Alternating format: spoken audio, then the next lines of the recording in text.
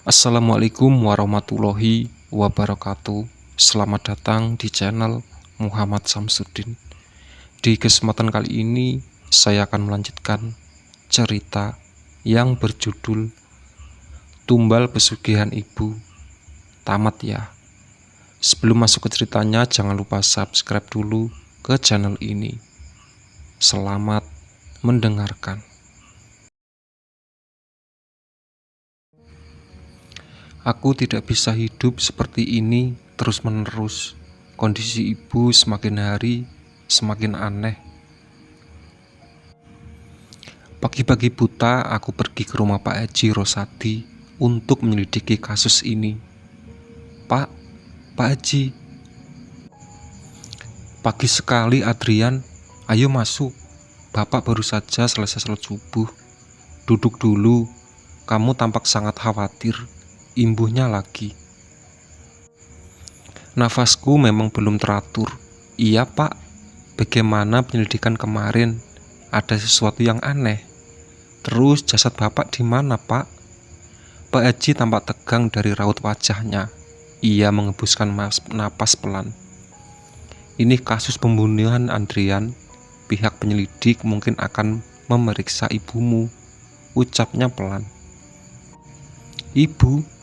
Tak kuduga aku masih mengingat masa-masa di mana bapak dan ibu berkelahi. Apa mungkin ini penyebab meninggalnya bapak? Dan mengapa ibu menutupi hal ini? Tapi Pak, ibu terlihat sangat depresi dan hilang ingatan. Aku berniat memeriksa ibu ke dokter, ungkapku. Tidak apa-apa, ibumu sekarang di mana? Tanyanya padaku. Dia masih tidur Pak. Nanti aku pulang dulu. Ini alamat rumahku. Kalau pihak penyelidik ingin ke rumahku, Bapak bisa berikan alamat ini saja. Dan tolong Pak, rahasiakan hal ini. Tolong Adrian sampai masalah ini tuntas. Aku memohon pada pria tua agar ia terus bersamaku dalam kasus ini. Tenang Adrian, Bapak akan menuntaskan masalah ini. Pergilah, kasihan ibumu, jawabnya dengan senyuman tipis.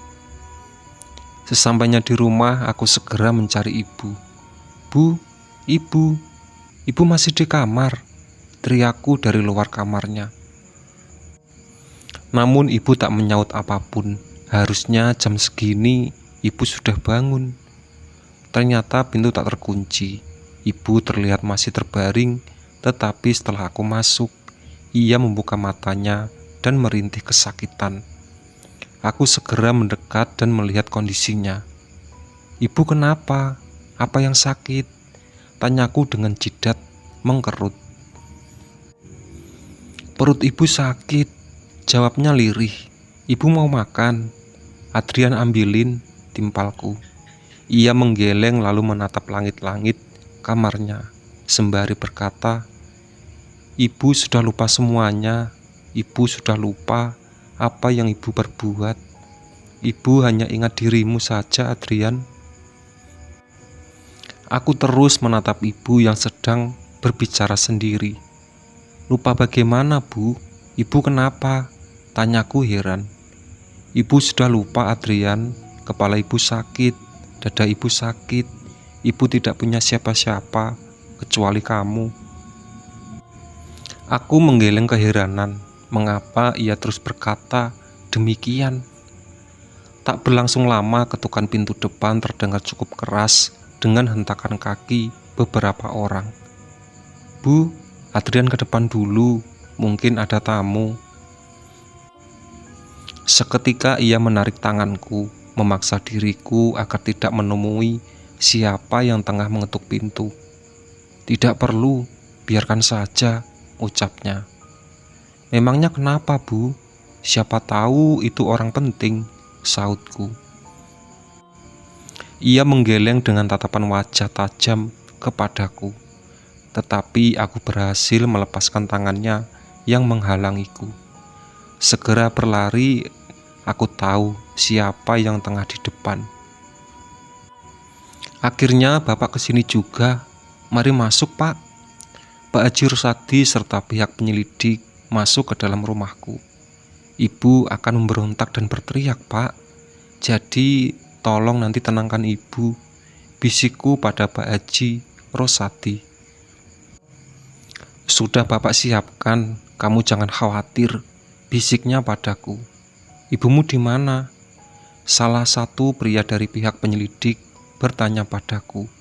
Ada di kamar, Pak. Jawabku sembari menunjuk salah satu kamar dengan pintu berwarna coklat. Kubuka pintu kamar ibu dan seperti biasa, ibu sedang berbaring dengan tatapan kosong menghadap langit-langit di kamar. Ia menoleh dengan tatapan tajam, namun dengan mata yang sayu, tak seperti sebelum aku keluar meninggalkannya. Bu, ibu, aku segera mendekat. Namun ia tampak diam dengan tatapan mata yang sama, keringat dingin bercucuran. Ibumu tengah sakit, tanya salah satu pria ini. Ibu sedikit linglung, Pak, sautku. Lepaskan dia, Adrian, biar mereka akan menyelidiki ini. Pak Haji Rusadi ikut menyaut. Kemudian aku berjalan mundur dan Pak Haji serta pihak penyelidik mendekat pada ibu. Entah apa yang mereka lakukan, ibu masih terdiam. Namun setelah beberapa menit, ibu seperti sadar akan kehadiran mereka. Lalu ia memaki-maki mereka serta mukuli. Namun itu hanya sebentar. Ibu berhasil dikendalikan. Ibu, ini Adrian, Bu. Tenang, Bu. Mereka baik kok. Aku mencoba menenangkan ibu yang mulai menangis setelah mendengar kata Bahar. Sepertinya ibumu harus dibawa untuk penanganan lebih lanjut. Saya melihat kondisi fisiologisnya memang terganggu dan ini berisiko ke depannya, bisik salah satu pria tadi kepadaku. Gimana baiknya saja, Pak? Saya siap, asalkan ibu baik-baik saja, ucapku. Tapi kalau ibumu masuk penjara bagaimana? Bisiknya lagi. Jantungku rasanya diremas kuat. Namun ini sudah menjadi keadilan kalau ibu memang terbukti membunuh bapak. Kalau memang terbukti, saya tidak masalah, Pak, jawabku dengan menelan salivah pelan. Mari kita bawa Ibu Sania. Ibu masih memberontak memanggil namaku, namun aku tak bisa berbuat apapun. Ibumu mungkin sudah dijadikan sebagai tersangka kasus bapakmu ini, ucap Pak Haji Rusadi yang masih tetap merangkul diriku yang sudah melemah. Adrian, nanti sama siapa, Pak? Adrian cuma punya ibu. Tangisku pecah di saat ibu dibawa untuk diperiksa dan melakukan penanganan psikologis. Aku sedang menunggu di ruang tamu bersama Pak Haji Rusadi. Jantungku berdebar-debar. Aku sangat mengkhawatirkan keadaan ibu sekarang. Pak, apakah ibu sudah gila? Bisikku pada Pak Haji Rusadi. Secara penglihatan bapak, ibumu sedikit ada sesuatu yang aneh di dalam tubuh ibumu. Mungkin hal ini bisa membuat ibumu gila, jawabnya dengan nada prihatin. Dan menurut bapak, para dokter tidak akan bisa menyembuhkan ibumu. Kenapa begitu, Pak? Maksud bapak ibu akan terus seperti ini? Sebelum Pak Haji menjawab pertanyaanku ini, tiba-tiba petugas yang menangani ibu datang dan memotong pembicaraan kami. Dek, ibumu akan ditahan karena memang sudah terbukti menjadi tersangka pembunuhan bapakmu, ucap salah satu pihak penyelidik. Ditahan? Di penjara? Mana bisa, Pak? Ibu tengah sakit. Bapak tidak bisa menahannya seperti ini. Aku setengah merintih memohon agar ibu tak ditahan. Tidak bisa, ini sudah menjadi sanksi untuk ibumu. Pak Haji Rusadi mengelus pelan punggungku. Mataku berkaca-kaca menatap Pak Haji Rusadi. Pak, Ibu jahat sekali, bisikku pada telinganya. Shh, nanti kamu tinggal dengan bapak saja untuk sementara waktu, ucapnya padaku.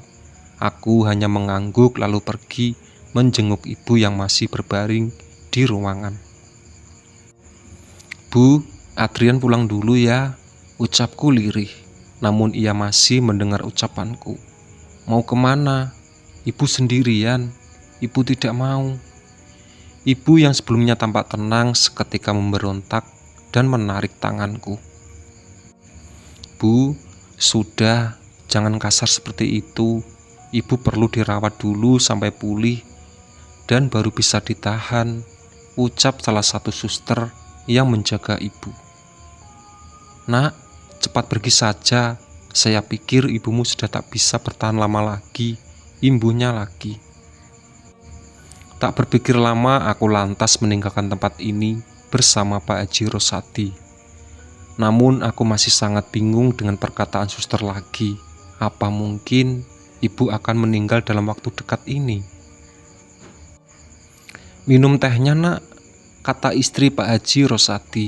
Aku mengangguk lalu minumnya perlahan. Kamu tidur di sini dulu ya, besok baru kita jenguk ibumu lagi, ucap Pak Haji Rosadi yang tengah mengenakan sarung kotak-kotak warna coklat. Iya pak, jawabku sedikit lesu. Jadi sekarang kamu sudah tahu kan siapa dalang sebenarnya? Pembicaraan semakin serius. Aku yakin Pak Haji Rosadi akan membahas tentang pesugihan ibu. Iya pak, ini berawal dari Bu Puji. Aku tahu dia pergi menghilang agar tak menjadi sasaran kalau memang pesugihan sudah terbongkar, ucap timpalku. Nah itu, sayangnya ibumu memang bodoh. Harusnya dia tak membunuh bapakmu dan menjadi tumbal juga.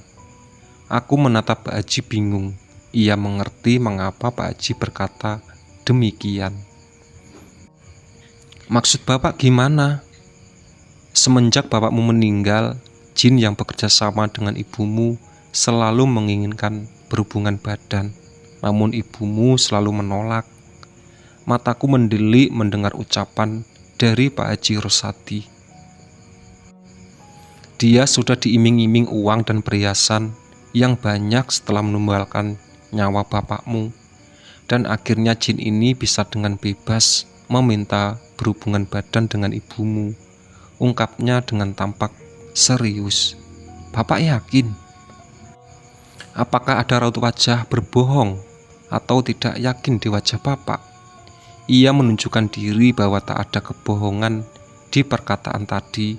Aku menelan ludah perlahan. Karena jin ini sudah murka, dia mungkin bisa tega mengambil nyawa ibumu sesuka hati. Tapi pak, ada apa lagi? Mengapa jin itu tidak menyerangku? Harusnya semua terlibat pak, tanyaku dengan amat serius. Tidak semua manusia bisa digoda oleh bangsa jin ini. Kamu termasuk manusia istimewa, maka bersyukurlah. Aku menghembuskan nafas pelan dengan rasa terkejut mendengar perkataan beliau. Intinya, ibumu tak bisa bertahan lama lagi. Bapak tahu tidak keberadaan Bu Puji? Ia menggeleng, tidak tahu. Kemungkinan dia masih menjalani ritual ini karena kekuatan dia memang sudah cukup kuat. Tiba-tiba terdengar ketukan pintu. Pak, ada tamu, ucapku. Jangan dibuka, dia bukan manusia. Seketika aku terdiam, tak berkata apapun sebelum Pak Haji Rosadi memulai pembicaraan. Tampaknya pembicaraan tadi mengundang hal aneh, sehingga hawa menjadi tak nyaman dan sedikit dingin. Dia tidak nyaman dengan obrolan kita tadi, tapi tidak apa-apa, dia tidak akan menyerang. Aku baru mengingat rumah Pak Haji Rosadi berdekatan dengan rumah lamaku. Kemungkinan jin ini bersemayam di sana. Kita lanjut saja pembicaraan tadi. Tapi Pak, Sudah, tidak apa-apa. Dia hanya mengangguk dan tak akan menyerang kita. Aku hanya bisa mengangguk. Asih di mana? Asih. Dia adikku, tumbal pertama ibu. Asih. Asih dibuang, Pak, jawabku lirih. Dibuang di sungai besar, di kaki hutan seberang sana. Aku hanya mengangguk walaupun tak tahu menahu tentang sungai itu. Ibu juga mengubur Asih dengan tak wajar, Pak, ungkapku. Mengubur di mana? Di halaman belakang rumah, Pak, sampai bau busuk selalu menusuk hidungku. Ini sudah kejam, Adrian. Kenapa kamu tidak memberitahu Bapak dari dulu? Timpalnya. Adrian takut, Pak. Ibu selalu kasar. Ia mengembuskan nafas pelan dengan menepuk pundakku. Kita tinggal menghitung hari dan ibumu akan binasa. Adrian, ayo bangun. Bapak dapat telepon kalau ibumu kritis. Detak jantungnya tak bisa ditemukan.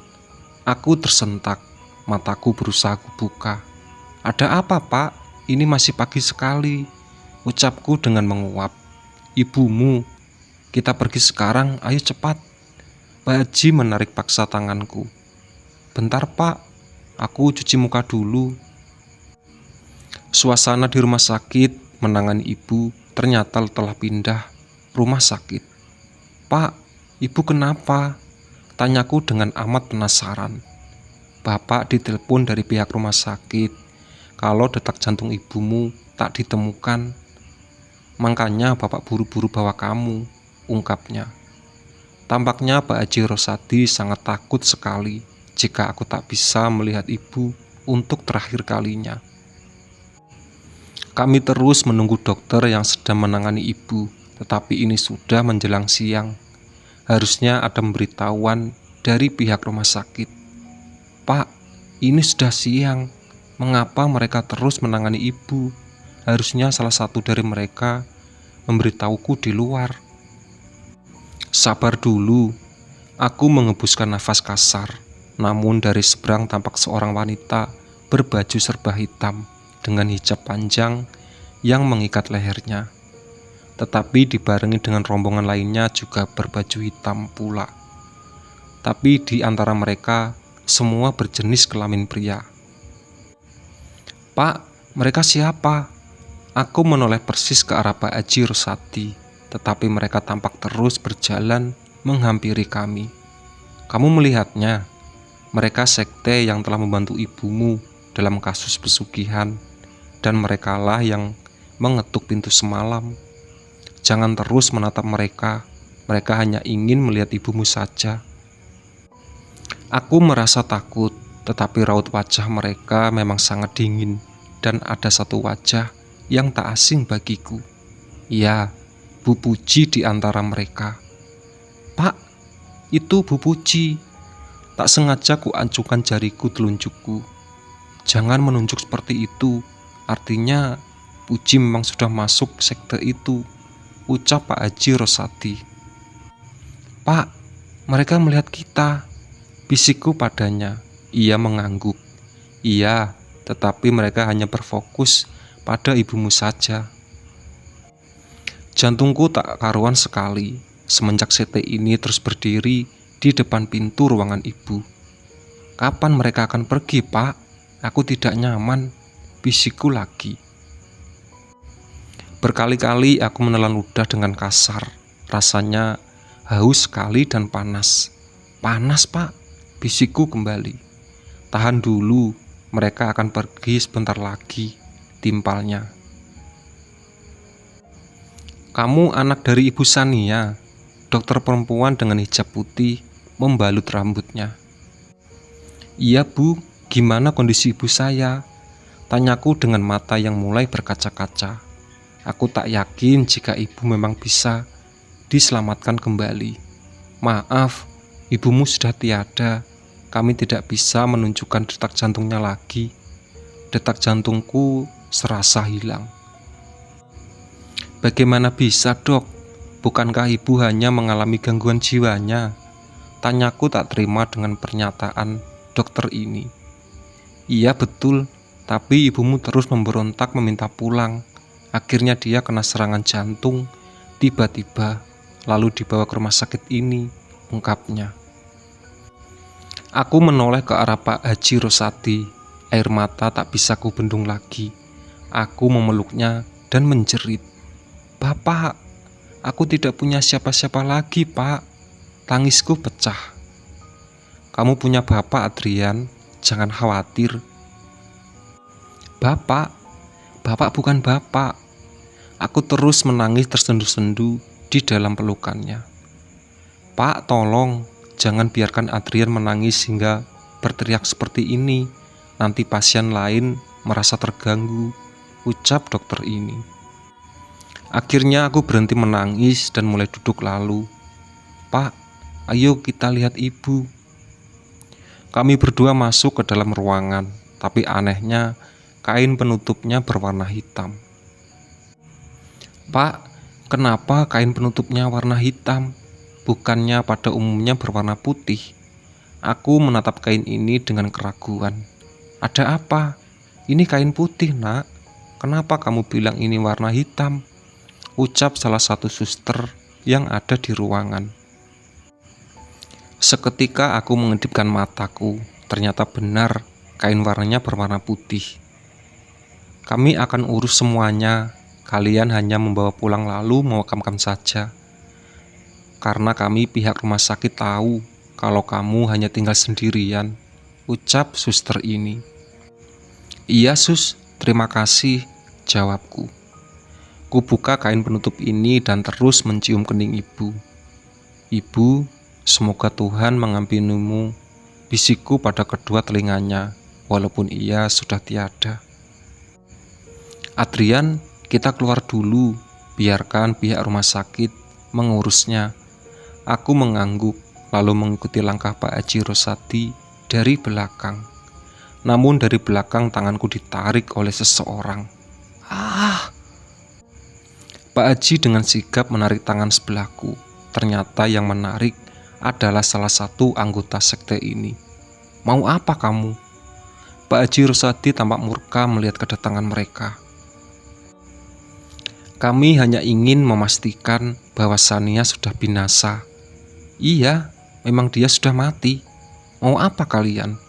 bentak Pak Haji Rosadi pada salah satu sekte ini. "Kami hanya ingin memberi penghormatan terakhir kali. Biarkan kami mengikuti kalian sampai penguburan terakhir. Terserah kalian." Pak Haji Rosadi menarik tanganku dengan amat kuat. "Pak, pelan-pelan." Tiba-tiba Pak Haji menghentikan langkah kakinya. "Kita pulang sekarang.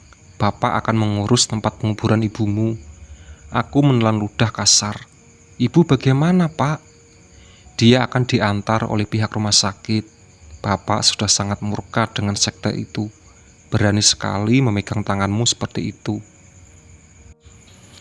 Baru kali ini melihat Pak Haji Rosadi tampak murka. Makhluk seperti itu harusnya binasa juga. Tapi mereka hanya ingin memberi penghormatan terakhir untuk ibumu. Jadi bapak tidak bisa mengusir mereka, imbuhnya lagi. Aku hanya mengangguk, walaupun sebenarnya aku tak begitu tahu menahu tentang hal itu. Jenazah ibu langsung tiba di penguburan. Hanya ada aku dan Pak Haji Rosadi di sini serta sekte berbaju hitam. Tak ada tetangga ataupun orang lainnya. "Ini hanya kalian berdua," ucap salah satu petugas dinas rumah sakit. Aku mengangguk. Sekte berbaju hitam ini mengelilingi pusaran pemakaman ibu dengan menunduk ke bawah. Para petugas, Pak Haji Rosadi, dan aku yang mengubur ibu. Prosesi berjalan dengan sangat hikmat, walaupun hanya beberapa orang saja.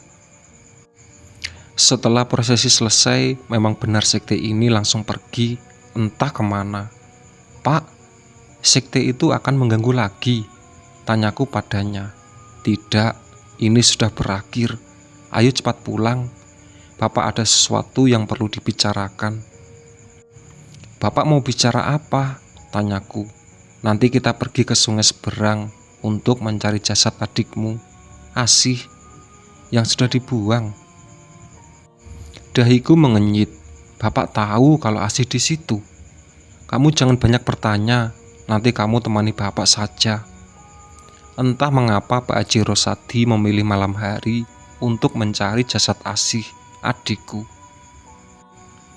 Suasana dingin, kami hanya berjalan kaki untuk sampai ke sungai seberang. Aku mengikutinya dengan langkah sedikit tergesa-gesa. Tasbih yang selalu ia kenangkan tak lupa ada di jari-jari Pak Haji. Burung gagak sesekali mengikuti dari arah belakang, serta hembusan angin yang tiada hentinya. Tak ada penerangan selain senter milik kami. Jangan berbicara sebelum kita pulang dari sini, bisik Pak Haji Rosadi padaku. Aku hanya mengangguk walaupun aku tak berani untuk melewati jalanan seperti ini. Sepertinya jalanan ini tak pernah diinjak oleh kaki manusia. Terbukti sekali rerumputan menjulang tinggi serta pohon-pohon berakar besar di sisi kanan kiri. Ternyata tak butuh lama untuk menyusuri jalan ini. Akhirnya kita sampai di tepi sungai. Pak Haji Rosadi tampak bertapa dengan memejamkan matanya. Aku hanya bisa duduk di belakang tanpa menoleh kemanapun. Entah apa yang Pak Haji Rosadi baca di dalam hatinya, tetapi sungai yang sebelumnya tenang kini bergelombang. Sungainya mulai berjalan. Ada apa ini? Batinku. Ada sesuatu yang hanyut lalu berhenti tepat di depan Pak Haji Rosadi. Karung. Isi apa ini? Batinku. Pak Haji Rosadi bangkit lalu mengambil karung yang entah apa isinya. Perlahan tapi pasti Pak Haji akhirnya membukanya. Betapa terkejutnya, ternyata ini jasad Asih yang masih utuh, walaupun sedikit membusuk. Pak, ini... Shh. Tak butuh waktu lama akhirnya kami membawa pulang. Tapi bukan membawa ke rumah, melainkan langsung kami kuburkan. Pak, ini Asih, Pak. Ini Asih. Aku tak percaya, ternyata jasadnya masih utuh walaupun sudah bertahun-tahun meninggal. Iya, ini Asih dan semuanya sudah lengkap bukan? Tapi Pak, boleh tidak semua adik-adikku dikuburkan dalam satu liang lahat? Boleh, mengapa tidak? Bapak pikir semua meninggal di hari yang sama, yaitu Selasa Kliwon. Hanya ibumu saja yang sedikit berbeda. Ibumu meninggal di malam Selasa Kliwon. Aku menelan ludah dengan kasar. Setelah meninggal hari Selasa Kliwon, menurutku hari itu sangat sakral. Adik-adikku serta bapak dikubur dalam satu liang lahat. Hanya ibu saja yang berbeda. Pak, apakah aku bisa menjadi korban tumbal ibu? Tidak, Adrian, semua sudah putus karena ibumu sudah meninggal. Sebenarnya dia bukan meninggal, namun ini sudah menjadi konsekuensinya di saat ibumu tak mematuhi aturan dari jin tersebut. Jangan khawatir, nanti kamu tinggal dengan bapak, kita pelajari agama. Rumah kamu biar bapak jual aja, nanti uangnya untuk kamu. Doakan semua keluargamu, semoga Tuhan mengampuni mereka, dan teruntuk adik-adikmu dan bapakmu, semoga mereka ditempatkan di sisi yang terbaik. Ini untuk pelajaran untukmu, kalau pesugihan itu hanya tipu daya setan. Kita ingin uang, maka kita harus bekerja dengan cara halal. Jangan seperti ini. Toh kita juga mati, tidak akan hidup abadi di dunia, bukan? Aku hanya mengangguk tanda mengerti apa yang telah Pak Haji Rosadi ucapkan. Aku dan Pak Haji Rosadi akhirnya pulang. Selasa Kliwon selalu menjadi tanda bahwa ada sesuatu hal besar dalam hidupku. Ibu sebenarnya baik, hanya tipu daya setan saja yang membuat iman dia semakin melemah dan merelakan nyawa keluarganya untuk hanya harta semata.